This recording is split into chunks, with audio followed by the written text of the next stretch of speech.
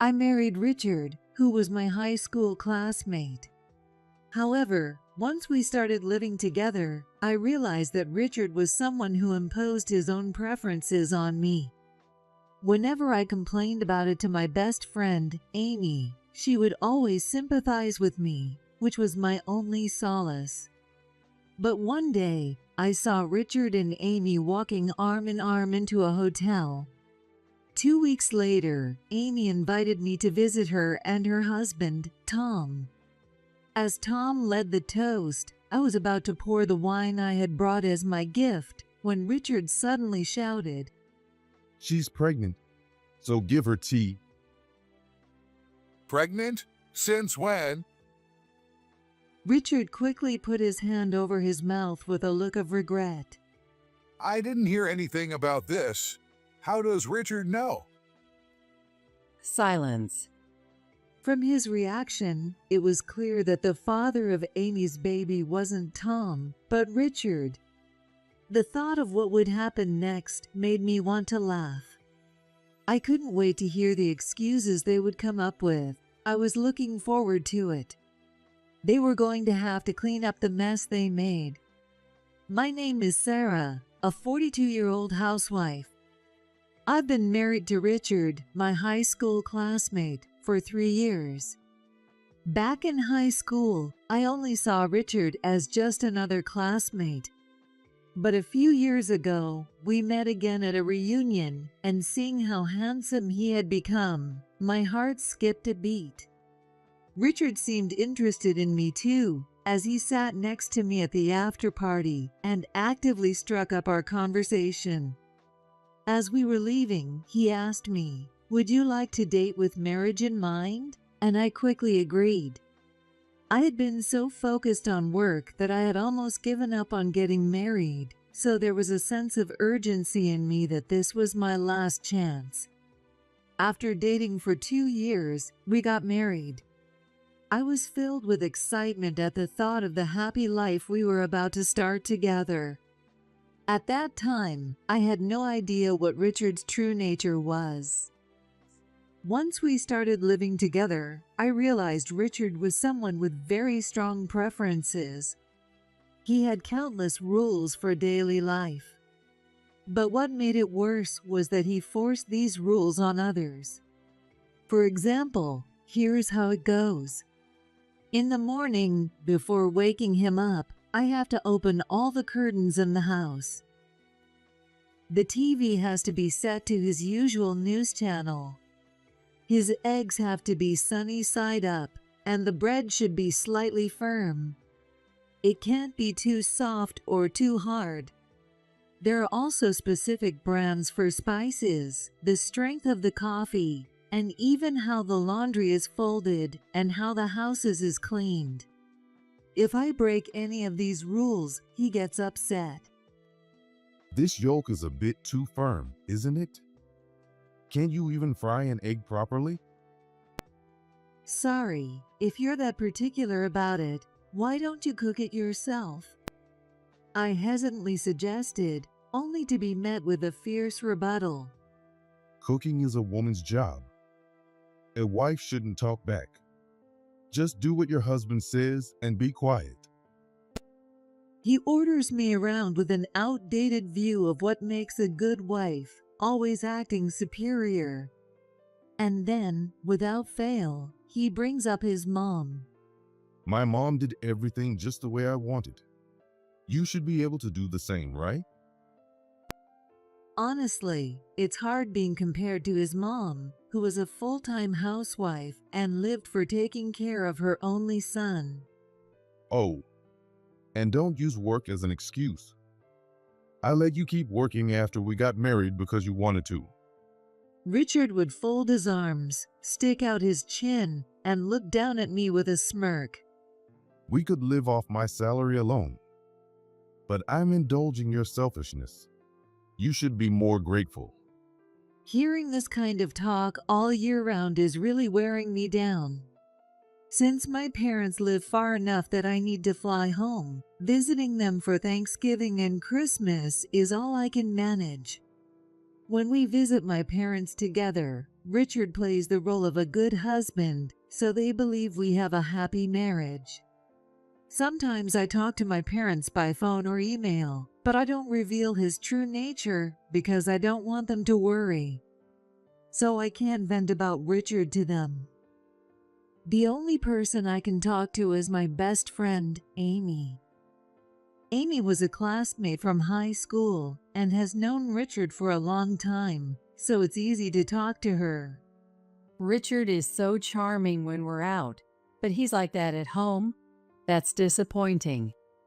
Amy would say, frowning as she fiddled with her iced coffee straw, her chin resting on her hand. Even when making that face, she was still so beautiful, her expression never faltering. I swallowed my sandwich and sighed. If I had known he was this particular, I wouldn't have married him. Amy, your husband is quiet, isn't he? You're lucky. After a brief pause, Amy forced a smile. Tom may not be much of a talker, but when it counts, he's someone I can really rely on. I couldn't help but feel envious of Amy as she proudly bragged about her husband. Richard, on the other hand, is all charm and competence outside the house, but at home, he's a tyrant. My dissatisfaction with him kept growing, but the idea of divorcing just a few years into the marriage felt like giving up too soon, so I hesitated. The thought of divorce wasn't just because of Richard, though. His mom, Emily, is quite a character too.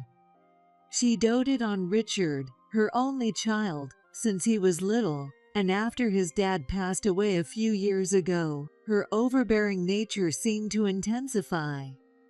The apartment where we live is a 2-hour drive from Richard's parents' house. The distance is a relief since it spares us from unannounced visits, but in exchange, Emily calls me almost every other day. Sarah, what's for dinner tonight? Buffalo wings and potato salad. When I answer honestly, she responds with her usual criticism. That cheap chicken won't do. You should be using organic chicken and potato salad. Sarah, you still have no sense of taste, do you? On another day, it's only organic beef will do, or you should be using lobster instead of shrimp, and so on. She's relentless. Richard is a department manager at a major company, isn't he? You should be spending more on food. We can't afford that kind of luxury. Richard controls the finances, and he often tells me to cut back on groceries and household expenses. And I continued. Emily, you're getting money from Richard, right? You know we don't have much left over, don't you? Before I could finish, Emily hung up on me. Even when I complained to Richard about how hard it was to deal with her, he just shrugged it off with a half smile. My mom cares about me too much, so she tends to go overboard. I understand, but... Oh, I know. I'll take her shopping this Sunday. Again? The complaint slipped out before I could stop it. She calls you almost every week. Lately, you've been working late, going on overnight business trips, and working weekends. You're hardly ever home. When I protested, Richard's expression darkened. What do you want me to do? My mom has no one else to rely on, and my work is busy. But it's our 3rd wedding anniversary. I was really looking forward to it. Usually, Richard is overbearing, but on this day, he was sweet enough to bring me flowers and take me to a restaurant with a nice view. As I hung my head, Richard exploded in anger. Stop whining. It's just an anniversary. Of course, I'm going to prioritize my mom over you. When I started to tear up, he clicked his tongue. Don't cry. It's annoying. Cancel the restaurant reservation. His cold words left me utterly disheartened. When I told Amy about it, she was furious. Richard is taking you for granted, Sarah. You were so excited about it, too. She sympathized with me as she poked at her salad, noticing how down I was. Yeah. Oh, did you order herbal tea instead of coffee? That's unusual for you. Amy's shoulders twitched slightly. Oh, yeah. I just thought it would be nice for a change. Oh, I know. Amy clapped her hands, forcefully changing the subjects. Let's redo your anniversary. What? She smiled and made a suggestion.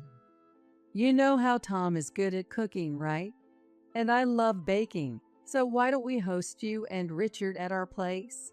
We'll throw a party for your 3rd anniversary. I'd love that, but you're a stay-at-home mom, and Tom must be really busy with his work. I don't want to take away his precious time off. I tried to be considerate, but Amy cheerfully brushed it off. It's totally fine. We'd be happy to help with something like this. Her supportive words made my heart swell with gratitude.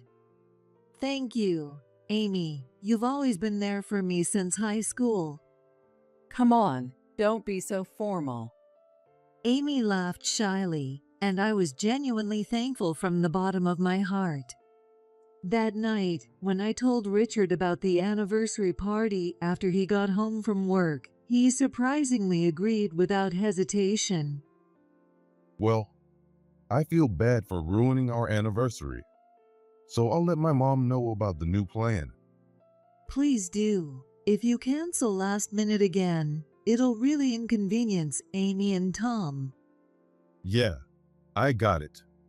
As I was texting Amy about the plan, I overheard Richard mumbling to himself. Amy's desserts are really good. I'm looking forward to it. His smug expression made me curious. Have you tried Amy's desserts before? I don't remember giving you any since you're not a fan of sweets. Richard's expression stiffened slightly. He quickly answered, looking flustered. Well, I secretly tried some before. Really? I didn't notice. Even though it felt odd, our conversation ended as Richard went to take a shower. Thinking about how to thank Amy and Tom, I decided to bring a wine that pairs well with Italian food. Since Tom works for a trading company, they live in a fancy high-rise apartment. I figured they'd prepare an elaborate meal, so I wanted to choose something that would match their hospitality. On my way home from work, I stopped by a specialty liquor store in the downtown area. I bought a highly recommended wine I had read about online and was walking home with a spring in my step when a familiar figure caught my eye. It was Richard in a jacket, and the woman holding his hand was unmistakably Amy. I stared at them in disbelief as they walked a few meters ahead of me. Richard was supposed to be on his business trip in another state today. But there's no way I could mistake my husband and my best friend of 25 years. The voices I heard were unmistakably theirs. The way they clung to each other, they looked just like a couple in love. Without noticing me walking a little behind them, Richard and Amy casually disappeared into a hotel. I was recording the whole scene on my phone, and I made sure to capture that moment as well. After they vanished from sight, I felt like I was trapped in a nightmare. I stepped aside to the edge of the busy sidewalk, replayed the video on my phone, and realized this was my reality. A mix of anger, disappointment, and sadness overwhelmed me. Amy, of all people. She's the one I've always confided in, even about my love life, since we were students. Why would she do something like this? I wiped the tears from the corners of my eyes with the back of my hand. But as I thought back, several things started to make sense. Richard must have known how good Amy's desserts were because he'd been eating them regularly. And it made sense now why he so readily agreed to the party. When I got home, I lost my appetite and went to bed early. As I calmed down a bit, a wave of intense anger toward the two of them hit me. I'd had enough. It's time to divorce Richard. But before that, I need to get some revenge. 2 weeks later, on the day of our 3rd anniversary party, I could feel my blood boiling as I watched Richard act like everything was fine, but I made sure not to show it and prepared to go out. I have to stop somewhere on the way back, so let's drive separately. Yeah, sure. Instead of saying, I don't want to breathe the same air as you, I gave a polite excuse for driving separately to Amy and Tom's high-rise apartment. Welcome. Completely oblivious to what I knew, Amy greeted us with a big smile. Thanks for having us today. Your place is as beautiful as always. Tom, who always looks serious, smiled as he spoke. Thank you. Please come in. As I looked for the right moment to expose their affair, we sat down at the dining table. Amy served a tomato and mozzarella salad as an appetizer. That wine looks delicious. Let's start with a toast. As Tom proposed a toast, I was about to pour the wine I had brought when Richard suddenly shouted, She can't drink wine because she's pregnant. So give her tea instead. The room fell silent. Pregnant? Since when? Richard quickly covered his mouth with his hand, realizing his mistake. I didn't hear anything about this. How does Richard know? Silence. Richard and Amy, sitting across from each other, fell silent at the very reasonable question. I couldn't believe she was actually pregnant.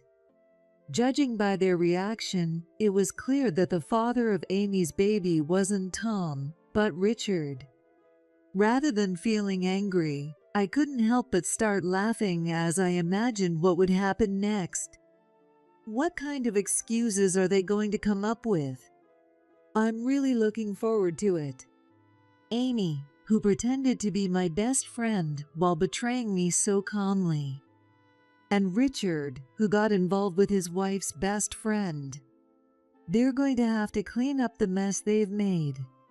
After sitting there with a sullen expression for a while, Amy suddenly raised her head. She flashed a sycophantic smile at Tom, who was sitting next to her. Actually, I was planning to surprise Tom with the news. I wanted to catch him off guard. Liar, I muttered, and Amy, pouting her bright red lips, snapped back. Sorry I didn't say anything sooner, but why are you blaming me? You're my best friend, aren't you? You should be congratulating me. She spoke in a sorrowful tone, and Richard quickly jumped in to back her up. Yeah.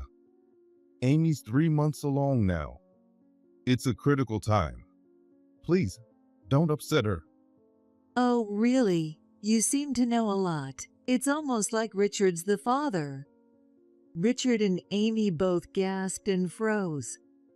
No way that's true. Don't even joke about that. I feel the same way. Tom responded calmly to their protests.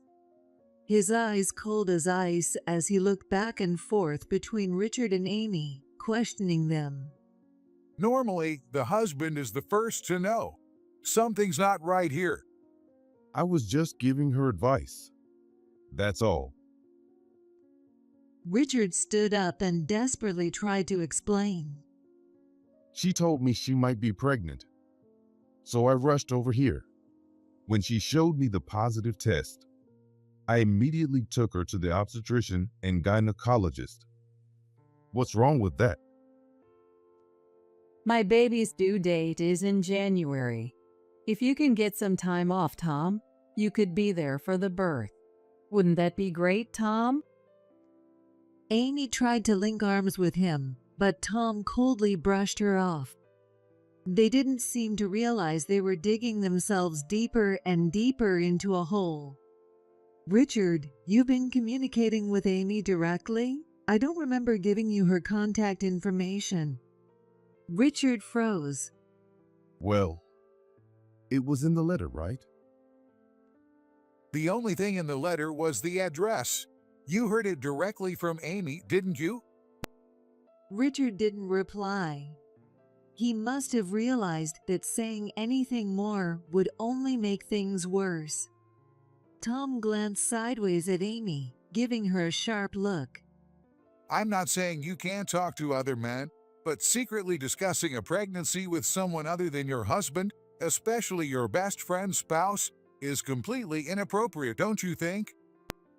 I told you, it was supposed to be a surprise. Amy snapped, her voice filled with irritation. Can't you trust me at all? You should have more faith in your wife. Oh, come on. This is ridiculous. It's sad that you're doubting us just because we talked about a pregnancy. It was clear that Richard and Amy were desperate to deny their relationship. Sighing, I pulled out the photos and the video I'd taken on my phone and thrust them at the two of them. I saw you two together 2 weeks ago. Maybe Richard was just accompanying Amy because she's in the early stages of pregnancy, but the fact remains that you two spent the night at a hotel together, doesn't it? They clearly hadn't expected me to have seen them. Richard and Amy froze in shock. As they stood there in stunned silence, I continued. I hired a private investigator, and in just 2 weeks, I gathered a mountain of evidence. It's quite something to see two people in their 40s openly hugging and kissing like teenagers, isn't it? Tom was speechless as he looked at the photos of the two of them together. After a long silence, he managed to speak, his voice trembling. Ever since we got married, Amy started spending more nights away from home, saying she was meeting friends, shopping with her mom, or staying at her parents' house. I was getting suspicious. Beside the bewildered Tom, Amy wore a sulky expression. But I always let her go without complaint. I thought she was just lonely because I had to work late and travel for business so often. I see. I knew Amy married me for my title, but I never said a word when she decided to be a stay-at-home wife. I nodded at Tom's words. Richard also used his busy work schedule as an excuse. He'd come home late every night and often be out on weekends. I never imagined he was cheating on me with Amy. I glared at Richard, anger seething within me, but he looked away, avoiding my gaze. So, what kind of excuse do you have now? Are you still going to deny everything? At that moment, Amy finally spoke, her tone brazen. What can I say? I just prefer Richard over Tom. Amy curled her lips into a smirk and shamelessly said, The truth is, I've always had my eye on Richard. But when I missed the reunion, you ended up with him instead. It made me so mad. She glared back at me. So, after you two got back from your honeymoon, I made a move on Richard when the three of us went out for drinks. He was quick to take the bait, and I was thrilled. I widened my eyes in shock. Tom also stared at Amy, disbelief on his face. What? You were cheating right after we got married? You married me while you were already having an affair with Richard? Yep, that's right. Amy admitted it without hesitation. Sure, Tom, you make good money working for a multinational company. But Richard is better looking and has a better physique, right? And honestly, you're boring. She laughed as she belittled Tom. Oh well, too bad. If I had raised the baby as yours, we would have had plenty of money. I was hoping to get the baby into an elite kindergarten and then try for a good private elementary school. But let me tell you, this baby isn't yours. It's Richard's, timing-wise. She said it brazenly, then turned her gaze back to me. And you know what, Sarah? It's your fault. What? If you had kept a tighter hold on Richard, he wouldn't have cheated on you. He turned to me because you weren't attractive enough for him. She pointed her finger at me and began spewing this unbelievable logic. Instead of bad-mouthing Richard and your mother-in-law, you should have worked harder to be more lovable. Yeah, it's your fault for getting cheated on.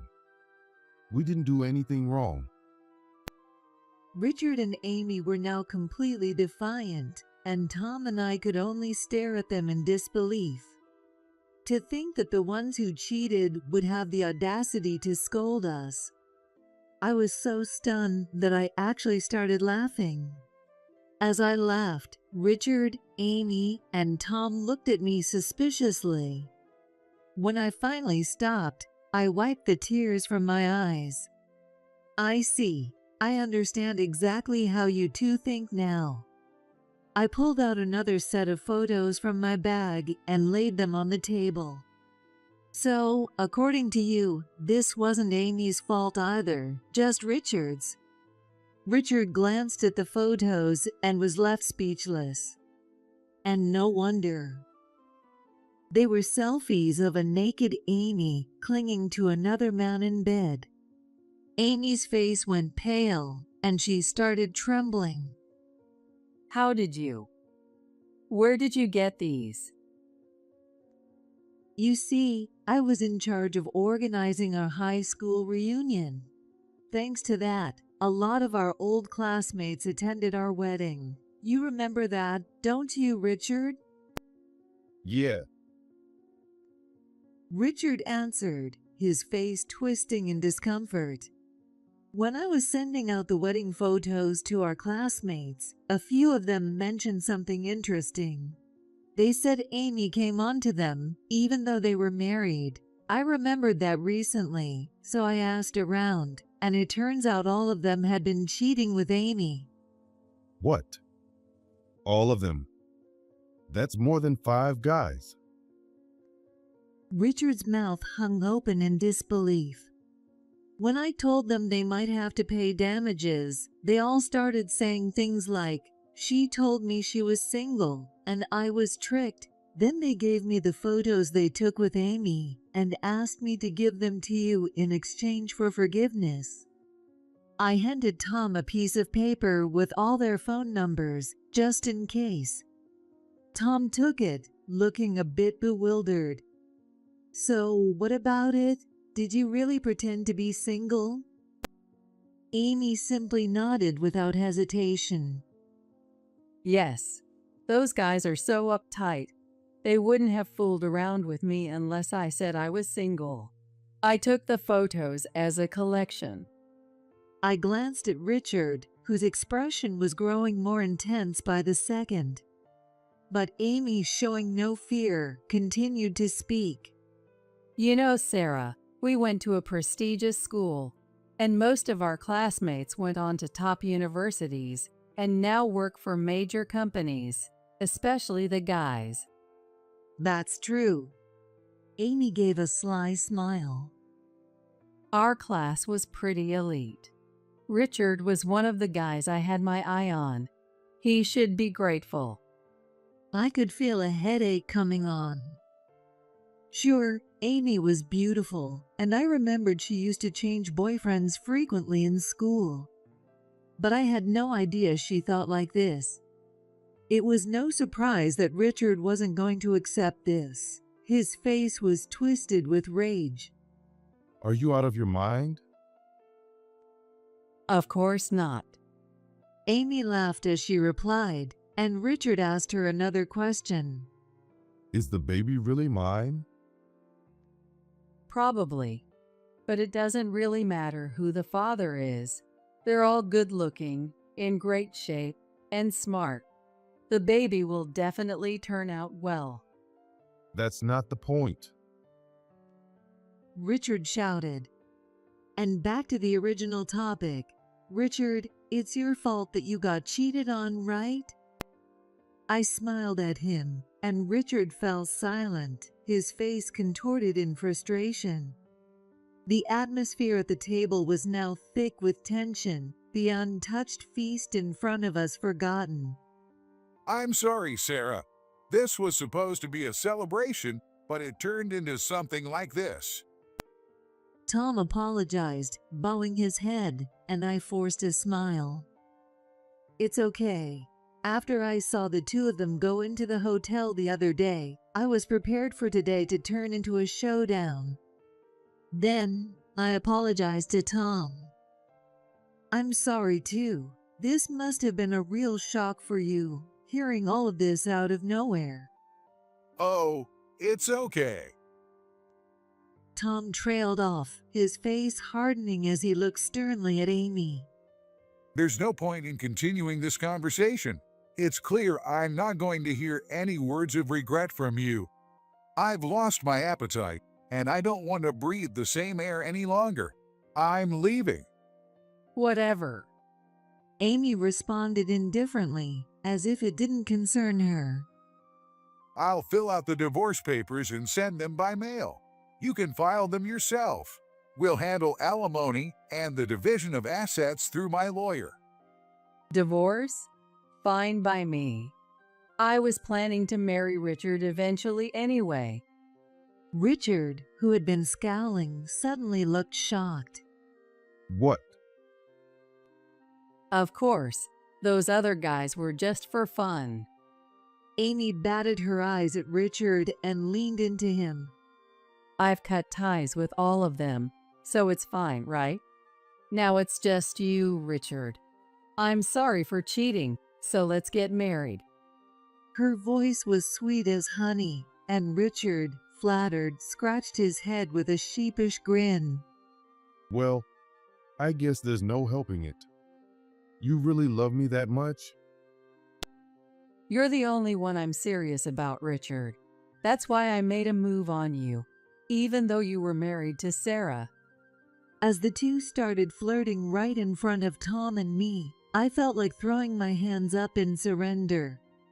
Tom, with a sour expression, pulled out a suitcase and started packing his clothes.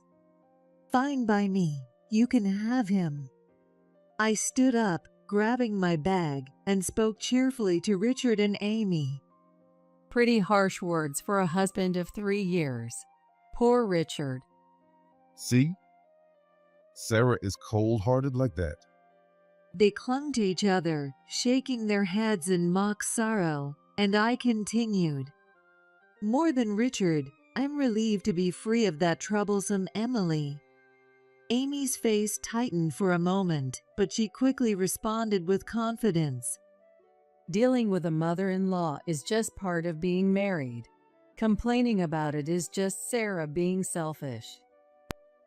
Richard nodded enthusiastically at her words. Exactly. You're spot on, Amy. Well said. Have you fallen for me all over again? Amy beamed, and Richard smiled back happily. Yeah. Sarah used to complain just because I gave part of my salary to my mom every month. It's important to have an understanding wife. Amy's eyes widened in shock as she stared at Richard. Wait a minute. You're giving money to your mom? Yeah, that's right. Richard responded nonchalantly. It's a child's duty to repay the debt of being raised. Well, yeah. On bonus months or something? I give her $3,000 on bonus months and half my salary on the other months. Amy jumped out of her chair, almost screaming. Half your monthly salary. How have you even been managing to live? We've been living off Sarah's salary. I let her work, so it's only fair, right? Richard explained casually. Mom spent all of Dad's inheritance on international trips, but she always wants to look her best. So I give her money to buy clothes and bags. Richard said this with an innocent smile, but Amy turned pale.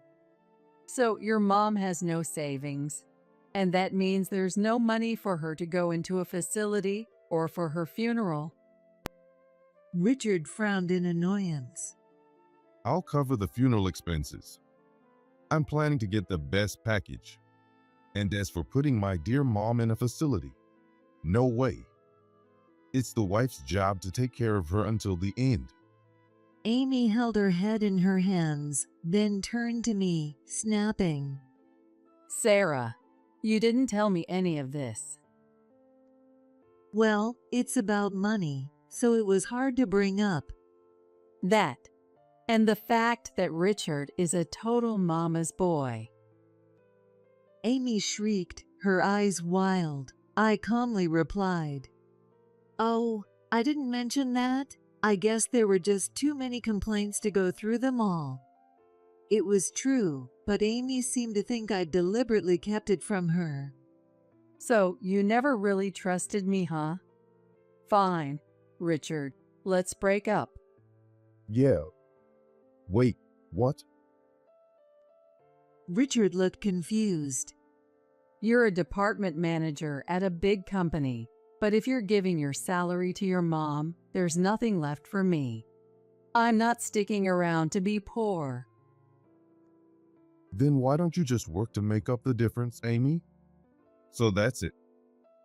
You are only with me for the money? Richard's temple throbbed with anger. You lying woman. None of you ever planned to take care of my mom. I've done more than enough for you and Emily, I said coldly to the fuming Richard.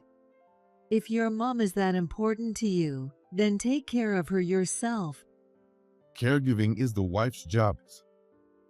That's what marriage is for. Richard's anger was obvious, and I felt a deep sense of disappointment. Even if he hadn't cheated, we never would have understood each other. At that moment, as Tom was packing his things, he suddenly remembered something and said to Amy, Oh, and when we get divorced, you'll be paying back the loan in addition to the alimony. Amy looked puzzled. Loan? What loan? Did you forget? You used my card without permission, $200,000. Amy thought for a moment, then gasped and covered her mouth with her hand. She really had forgotten. But we're going to split the marital assets, right? If I get this apartment, or if Tom gives me an equivalent amount of money, we can call it even. What are you talking about? I bought this place before we got married, so it's not yours. Tom's words made Amy's face go pale. Her previous confidence seemed to stem from the assumption that she would get a share of the assets. And just so you know, the 2 luxury cars are mine too. The only thing you'll have left is the compact car. Amy's eyes widened and she began to tremble. No, that's not fair. I'm a housewife. How am I supposed to pay alimony to Sarah too? Why don't you go cry to your parents? It'll be tough with the baby on the way, but that's not my problem. Tom shifted his gaze from the collapsed Amy to Richard and added a final warning. I'll be coming after you for alimony as well, Richard. Yeah, I get it. Tom left the room ahead of us. He said he would be staying at a hotel until the divorce was finalized. I also packed my things and left the apartment with Richard. When we reached the parking lot, we got into our separate cars and drove home. I signed the divorce papers, left them on the dining table, packed my clothes and other belongings into a suitcase, and left the houses. Until Richard and I decided who would keep the house, I planned to stay in a weekly rental apartment I had already arranged. Luckily, Richard agreed to the divorce without much resistance. He even paid the $20,000 alimony in a lump sum using borrowed money, so we were able to part ways cleanly. After the divorce, Richard continued to work as if nothing had happened, but his luck ran out when he ran into an old high school friend at work. After he drunkenly admitted that his affair with Amy was the cause of the divorce, the story quickly spread throughout his company. Richard, who was leading a major project that had been in the works for years, couldn't just quit his job. Now, he has to endure the cold stares of his boss and colleagues every day. When he confessed the reason for the divorce to his mom, Emily, their relationship soured. Emily, always concerned with appearances, felt ashamed of her son for having an affair with his wife's best friend. I heard that Richard told a mutual friend of ours that he felt lonely and rejected when his parents turned him away coldly whenever he tried to visit. But Amy was an even bigger problem than Richard. She kept coming up with excuses to delay paying the $20,000 in alimony. It was only after I threatened to sue that she finally responded. We're best friends, right? Can't you lower the amount? I'm about to have a baby. I was beyond exasperated, but I persisted and convinced her through my lawyer. 6 months later, she finally paid the full amount in one lump sum to my bank account. After being kicked out of the high-rise apartment by Tom, Amy went crying to her wealthy parents, who ended up paying the alimony to me and the debt to Tom. Amy's parents even called me personally to apologize. A DNA test confirmed that the baby wasn't Richard's. It was likely one of her classmates, but there were too many candidates to pinpoint the father, making it difficult to pursue child support. Amy's parents were so fed up with her that they considered cutting ties with her, but they couldn't bring themselves to do it because of their unborn grandchild. Instead, they decided to put her to work in the family business they ran. After graduating from college, Amy enjoyed living on her own, supported by an allowance from her parents, while working part-time jobs. After marrying Tom, who worked for a large company, she lived the high life as a housewife while indulging in affairs. But now, her life has completely changed. She's under her mother's strict supervision, working from morning until night. When she gets home, she has to care for her child, leaving no time to rest. Her salary goes toward her child's needs and repaying her parents, with nothing left for herself. Sarah, I was wrong.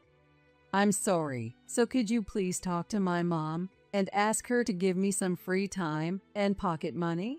She nags me every day, and I feel suffocated. Fed up with her constant pleading, I blocked Amy's contact.